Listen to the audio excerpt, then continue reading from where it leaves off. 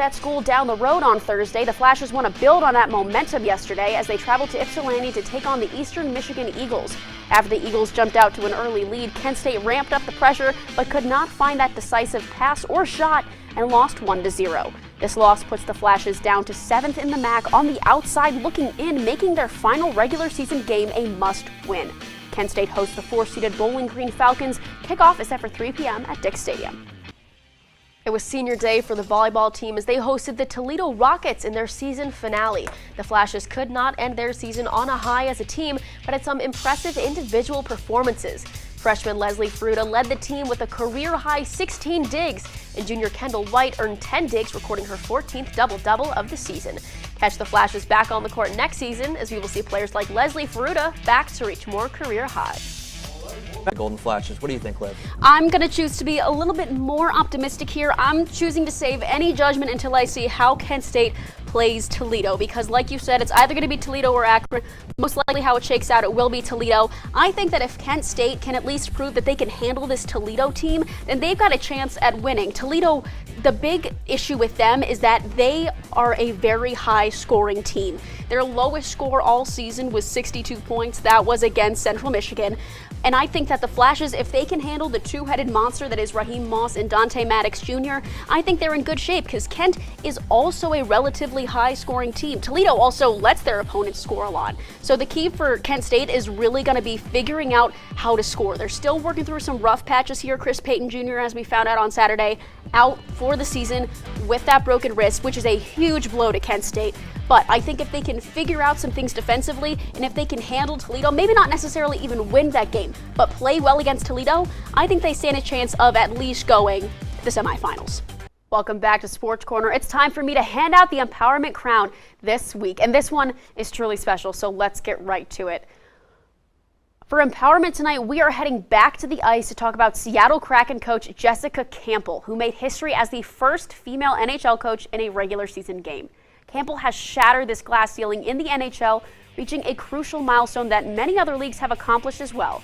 Campbell is a former hockey player herself, playing on Team Saskatchewan before shifting into a coaching role. She worked with the Kraken's AHL team before getting hired with the NHL team this summer. All sports are male-dominated, but hockey has been particularly difficult for women to break into for a number of reasons, but Campbell is showing it can be done.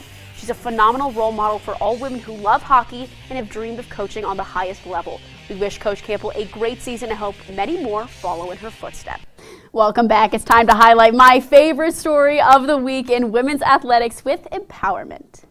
We are headed to the courts for this week's edition of Empowerment. Let's talk about Malaysia Fulwiley. Now, a lot of you may be unfamiliar with that name, but let me tell you a bit about her. Malaysia is a freshman at the University of South Carolina, and she had the sports world buzzing after her debut with the team. She racked up 17 points, 6 assists, and 6 steals, and her coast-to-coast behind-the-back layup caught the eye of NBA great Magic Johnson, who called it the best move in all of basketball. After a few rough practices, a lot of people were really unsure of how her first collegiate game would go, but she commanded the floor with ease and was able to help teammates find open spots to score with her assists. Coach Dawn Staley has been raving about Malaysia, calling her a generational talent from the time she offered her in 7th grade. And well, Coach Staley, I think the whole sports world sees you are right. I can sincerely say we are watching a star on the rise who has started her first college season off with a big bang. Well, let's see if the Flashes could take flight or would they stay grounded. You know what? We'll take it to Rynearson Stadium for the highlights.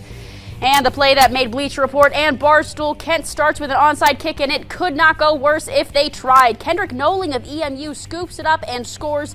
First play of the game, Eastern Michigan takes a 7-0 lead over the Flashes. We jump ahead, 50 seconds left in the first half. Eagles quarterback Austin Smith hands it off to Samson Evans, who finds a gap in that Kent defense and brings it into the end zone to put the Eagles up 14-0, and it does not get much better from here, Flashes fans.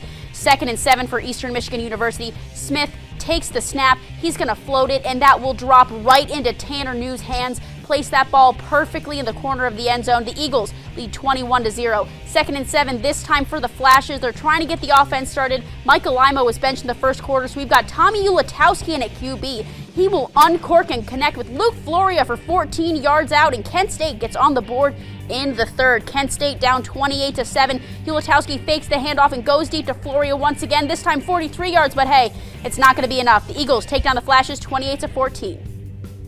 Joe Burrow with that nagging calf injury. We'll have to see how that affects him. 2nd and 10, 22 seconds left in the half. Deshaun Watson, he'll take it in himself to get things started for the Cleveland Browns. That's his first tutty on the year for the Browns. Cleveland's up 10-3, jumping ahead of the third. Watson fakes the handoff. He's going to evade heavy Cincinnati pressure here and will fire a gorgeous throw to the Cincinnati defense. That's going to be intercepted by Dax Hill as he finally gets shoved out of bounds. Thankfully, nothing came out of that drive there. Bengals going for it on 4th and 4, but watch out, here comes Myles Garrett. He's hungry for his first sack of the season, and Joe Burrow goes down hard. It's 2nd and goal for the Browns. Watson drops back and connects with Harrison Bryant for a 3-yard touchdown. Watch out, folks. Here come the new-look Browns. They're going to win this one 24-3. And who day? Day 0-1. But keeping things in the AFC North, we head down to Texas where the Steelers are visiting the Houston Texans and rookie C.J. Stroud. 2nd and goal for the Texans. Stroud hits Nico Collins for a touchdown, and I gotta say, those unis are clean. Top 3 alternates in my opinion. I'm getting off topic though. Anyway, Stroud on 1st and 10, 41 seconds left in the half, completes to Collins,